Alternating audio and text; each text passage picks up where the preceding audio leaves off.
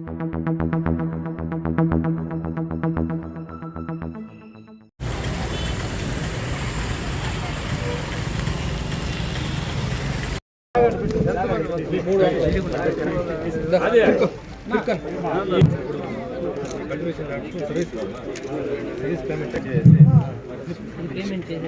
సాలవతో MLA గారు సన్మానిస్తున్నారు.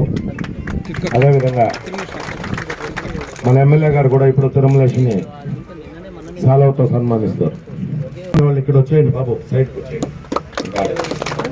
రండి చేసేవాళ్ళు ఇప్పుడే వస్తారు. ముఖ్యమంత్రులు కావచ్చు, ఎన్నికలకు ముందర అంటే ఉదాహరణకి చంద్రబాబు నాయుడు 2014 ఎన్నికల ముందు ఎన్ని హామీలు ఇచ్చాడో మనందరికీ తెలుసు. ఇంటికి ఒక ఉద్యోగం ఇస్తామన్నాడు.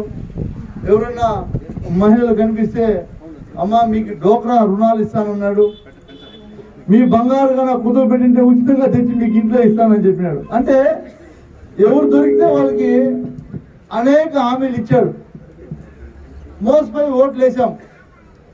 ఆయన అధికారంలోకి వచ్చిన తర్వాత వాటిని నెరవేర్చాడా లేదా?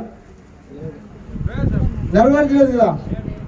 అదే మన గౌరవ ముఖ్యమంత్రి వైఎస్ జగన్మోహన్ రెడ్డి గారు ఎన్నికల ముందర ఏదైతే చెప్పాడో నవరత్నాల ద్వారా వాటిని అన్నింటినీ కూడా పూర్తి స్థాయిలో ఈరోజు మనం నెరవేర్చాం.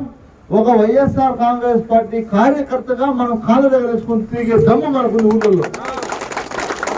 వాస్తవా కదా? ఎవరు కూడా మీ పార్టీ వల్ల మాకు అన్యాయం జరిగింది, మీరు ఇచ్చినటువంటి మాట నెరవేర్చుకోలేదు, మీరు ఇచ్చినటువంటి మాట నిలబెట్టుకోలేదు, మనం అడిగేవాళ్ళు ఎవరు ఉన్నారా? ఎవరు కూడా ఊళ్ళో అడగరు. ఎవరో తెలుగుదేశం వాళ్ళు, గిట్టని వాళ్ళు కూడా అనర్హులై, అంటే వాళ్ళ ఇంట్లో ఏ ఇన్కమ్ ట్యాక్స్ కట్టేవాడు ఉందో వాళ్ళ అవ్వాతాతకి పెన్షన్ రాకపోతే మాకు పెన్షన్ రాలేదని చెప్పడం అంటే అబద్ధాలు, వాస్తవాలు కాదు అవన్నీ కూడా. కాబట్టి మనం ఈ గృహసారథులు ఈరోజు ఎందుకు నియమిస్తున్నాం అని ఈ సమావేశానికి ముఖ్య ప్రజాప్రతినిధులందరూ, జిల్లా పరిషత్ సభ్యురాలు శ్రీమతి మల్లికా రంగనాథన్ గారు, ఎంపీపీ రోజా నుంచి, తద్వారా వాళ్ళందరినీ కూడా పార్టీ పటిష్టపరిచే విధంగా బలోపేతమై రాబోయే ఎన్నికల్లో అన్ని ఎన్నికల్లో కూడా ముఖ్యంగా మొదట అసెంబ్లీ ఎన్నికలతో మొదలు పెట్టే రాబోయే స్థానిక సంస్థల ఎన్నికలు అన్నింటిలో కూడా మన పార్టీ అత్యంత పటిష్టంగా ఉండి మనం పార్టీని అంతా కూడా మండలం మొత్తం కూడా గెలిపించుకునే బాధ్యత మనందరిపైన ఉంది. మీరందరూ చూశారు, గతంలో ఎన్నో ప్రభుత్వాలు వచ్చాయి. 4 ఏళ్ల తర్వాత ప్రజల నుంచి తీవ్ర వ్యతిరేకత ఎదురయ్యేది గతంలో. కానీ ఈనాడు ముఖ్యమంత్రి గారు చేసిన సంక్షేమ పథకాలన్నీ కూడా ప్రజల్లోకి పూర్తి స్థాయిలో వెళ్ళాయి. ఈరోజు మనమందరం కూడా నిజంగా ముఖ్యమంత్రి గారికి కృతజ్ఞత తెలుపుకోవాలి. ఎందుకంటే 4 ఏళ్ల తర్వాత ప్రజల్లో పోతే ప్రభుత్వం 70 స్థానాలు మనం గెలిపించుకొని మన పార్టీని అధికారంలోకి తీసుకురావాలని నేను మనస్ఫూర్తిగా కోరుకుంటా ఉన్నాను. అలాగే మన ప్రియతమ ఎమ్మెల్యే గారిని కూడా మనమందరూ కూడా మన కోసం ప్రతిరోజు అహర్నిశలు ఆయన కూడా కష్టపడుతూ మన కోసం శ్రమిస్తున్నారు. అటువంటి గొప్ప నాయకులు మనకు దొరకడం కూడా మన అదృష్టం. కాబట్టి మీరందరూ ఆలోచించి ఈసారి కూడా మన ప్రియతమ నాయకులు వెంకయ్య గౌడ్ గారిని భారీ మెజార్టీతో గెలిపించుకుని ఆయన్ని మనమందరూ కూడా ఒక మంత్రి పదవిలో చూడాలని నేను మనస్ఫూర్తిగా కోరుకుంటూ నాకు ఈ అవకాశం మనస్ఫూర్తిగా దీన్ని కట్ చేసే పని అట్లే ఉంటుంది. వెనకాల రాసి మీరు వాపసు ఇస్తే చాలు. ఎవరిని దీంట్లో బలవంతం పెట్టద్దండి. మనం మంచి చేశాం, ఆ మంచిని ప్రజలు గుర్తుపెట్టుకున్నారా లేదా, ప్రజలు ఏం కోరుకుంటున్నారో మనం తెలుసుకోవాలి కదా. అందరూ ఎమ్మెల్యే మంచోడు అంటారు, ముఖ్యమంత్రి మంచోడు అంటారు, కానీ వాస్తవం ఏమి ప్రజల దగ్గరికి వెళ్దాం, ప్రజలు చెప్తారు కదా.